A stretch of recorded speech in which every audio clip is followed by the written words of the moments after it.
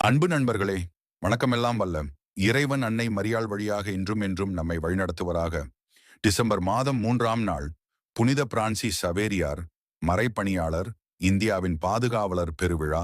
நற்செய்தி வாசகம். மார்க்கு எழுதிய நற்செய்தியிலிருந்து வாசகம். 16, 15, 20 அக்காலத்தில் இயேசு 11 தோன்றி, உலகெங்கும் சென்று படைப்பிற்கெல்லாம் நற்செய்தியை பறைசாற்றுங்கள். நம்பிக்கை கொண்டு திருமுழுக்குப் பெறுவோர் மீட்பு பெறுவர். நம்பிக்கையற்றவரோ தண்டனை தீர்ப்பு பெறுவர். நம்பிக்கை கொண்டோர் பின்வரும் அரும் அடையாளங்களை செய்வர்.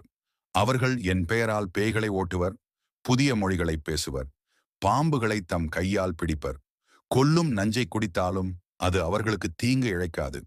அவர்கள் உடல் நலமற்றோர் மீது கைகளை வைக்க அவர்கள் குணமடைவர் என்று கூறினார். இவ்வாறு அவர்களோடு பேசிய பின்பு ஆண்டவர் இயேசு விண்ணேற்றமடைந்து கடவுளின் வலப்புறம் அமர்ந்தார். அவர்கள் புறப்பட்டுச் சென்று எங்கும் நற்செய்தியை பறைசாற்றினர். ஆண்டவரும் உடனிருந்து செயல்பட்டு நிகழ்ந்த அரும் அடையாளங்களால் அவர்களுடைய வார்த்தையை உறுதிப்படுத்தினார். இது கிறிஸ்து வழங்கும் நற்செய்தி. தூய சவேரியார் திருவிழா வந்தார், வென்றார்.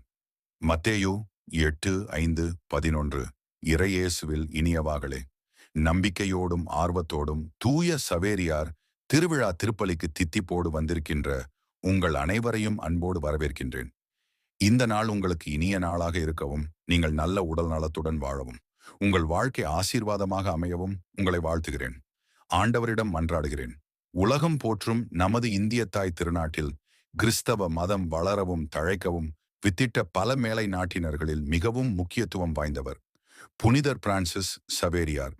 இவர் 1506 ஆம் ஆண்டு ஏப்ரல் 7ஆம் நாள் ஸ்பெயின் நாட்டிலுள்ள புகழ்மிக்க சவேரியார் அரண்மனையில் பிறந்தார். யுவான் தெயாசு டோனா மரியா என்ற தம்பதியின் 5வது குழந்தையாக பிறந்தார்.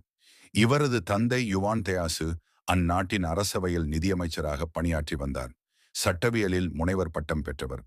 தன்னுடைய 9ஆம் வயதில் தந்தையை இழந்த இவர் தாயின் பராமரிப்பிலேயே அதே அரண்மனையில் படித்து வந்தார். இறைவனால் மண்ணகத்திற்கு அனுப்பப்பட்ட பிரான்சிஸ் என்ற தூய திருக்குழந்தை மண்ணகத்தை வென்றது. மண்ணகத்திற்கு வந்த தூய சவேரியார் சாதித்து விட்டார். சரித்திரத்தின் பக்கத்திலே இடம் பிடித்து விட்டார். தூய சவேரியார் வெற்றிகளை 2 விதங்களில் நாம் பார்க்கலாம். ஒன்று, உள்ளங்களை வென்றவர். இப்போது கோட்டாரில் இருக்கின்ற தூய சவேரியார் ஆலயம் சவேரியாரால் கட்டப்பட்டதுதான். திருவிதாங்கூர் மன்னரிடம் தொடக்கத்தில் ஆலயம் கட்டுவதற்கான இடம் கேட்டபோது அவர் மறுத்துவிட்டார். சவேரியார் தன்னுடைய இனிய பேச்சினால் ஆட்டுத்தோல் அளவு இடம் தரும்படி மன்னரிடம் அன்பொழுக கேட்க மன்னரோ சம்மதிக்கிறார். ஆனால் ஆண்டவரின் உதவியால் அனைவரும் மிக ஆச்சரியப்படும் அளவுக்கு அந்த ஆட்டுத்தோல் விரிந்து கொண்டே சென்றது. மன்னரும் மிகவே ஆச்சரியப்பட்டார். மன்னர் வியந்து போய் ஆட்டுத்தோல் சென்ற வரைக்கும் உள்ள இடத்தை அன்புடன் கொடுத்தார். சவேரியாரும் மன்னரும் நண்பர்களாயினர். கிறிஸ்தவாகள் மதம் மாறுவதற்கு எதிராக இருந்த தடையும் நீக்கப்பட்டது. சவேரியார் இவ்வாறு தன்னிடம் இருந்த இறை ஒளியால் பல உள்ளங்களை கவர்ந்தார். 2, உலகத்தை வென்றவர். தூய சவேரியாருக்கு இந்த உலகத்தை வெல்ல வேண்டும் என்ற ஆர்வம் எப்போதும் அவர் உள்ளத்தில் பற்றி எரிந்தது. அதன் பேரில் தன்னை வளப்படுத்த ஆரம்பித்தார். அதற்காக அவர் 2 சிறப்பு முயற்சிகளை எடுத்தார். 3, நன்கு அறிவை வளர்த்தார். தன்னுடைய 9ஆம் வயதில் ஸ்பானிஷ் மற்றும் பாஸ்க் மொழிகளில் புலமை பெற்றிருந்தார். பிரான்சிஸ் சவேரியார் தனது பள்ளிப்படிப்பை முடித்த பிறகு உயர்கல்வி கற்க விரும்பினார்.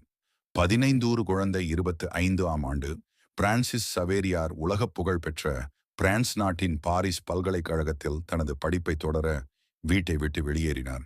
அங்கு மெய்யியல் மற்றும் இறையியல் கற்கத் தொடங்கினார். 1530ஆம் ஆண்டு மெய்யியல் முதுகலை பட்டம் பெற்றார். பின்னர் 1530 முதல் 1534 வரை அதே கல்லூரியில் இறையியல் மாணவர்களுக்கு விரிவுரையாளராக பணியாற்றினார். எவ்வளவு அறிவில் புலமை பெற முடியுமோ அந்த அளவு புலமை பெற்றார். அறிவினால் உலகை வென்றார். 4, நல்ல நட்பை வளர்த்தார். 1925 ஆம் ஆண்டு பிரான்சிஸ் கல்லூரியில் பயிலும் போது பியர் ஃபாவ்ர உடன் நண்பராகிறார்.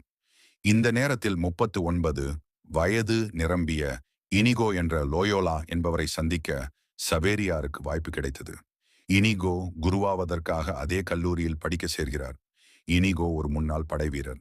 ஆனால் இப்போது கடவுளுக்காக தனது வாழ்க்கையை அர்ப்பணித்தார். அவர் சவேரியாரை பார்க்கும் போதெல்லாம் இந்த வார்த்தையை சொல்வார்.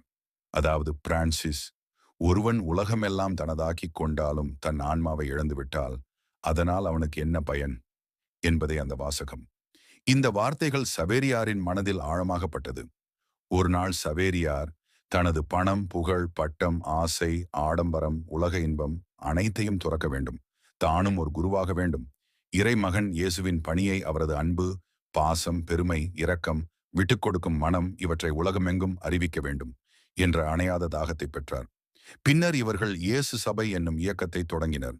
இதில் மீண்டும் 4 நண்பர்கள் சேர்த்து இறைபணியை செய்ய முடிவு செய்கின்றனர். சவேரியாரின் பணிகள் வெற்றியடைந்ததற்கு மிக முக்கிய காரணம் அவரின் நல்ல நண்பர்களும் அவர் பெற்ற அறிவுமே. மனதில் கேட்க, 1. என் வாழ்க்கையின் முன்னுதாரணமாக தூய சவேரியாரை எடுத்து வாழ்வில் புனிதத்தை தேடலாமா? 2. உள்ளத்தையும் உலகையும் நான் எப்போது வெல்வேன்? மனதில் பதிக்க, ஒருவர் உலகம் முழுவதையும் தமதாக்கிக் கொண்டாலும் ஆன்மாவை இழப்பாரெனில் அதனால் வரும் பயனென்ன? லூக்கா 9:25. அன்பு நண்பர்களே, இந்நாள் வரையும் நம்மை வழிநடத்தி வரும் கடவுளுக்கு நன்றி சொல்லி கமெண்டில் ஆமென் என்று டைப் செய்யுங்கள். அன்பு நண்பர்களே, தினமும் இன்றைய புனிதர்கள் மற்றும் வாசகம் மறைவுரை கேட்க நமது சேனலை ஜெய்சன் சஹா ஜே சேனலை லைக் மற்றும் சப்ஸ்கிரைபர் செய்யுங்கள் மற்றும் உங்கள் நண்பர்களுக்கும் ஷேர் செய்யுங்கள்.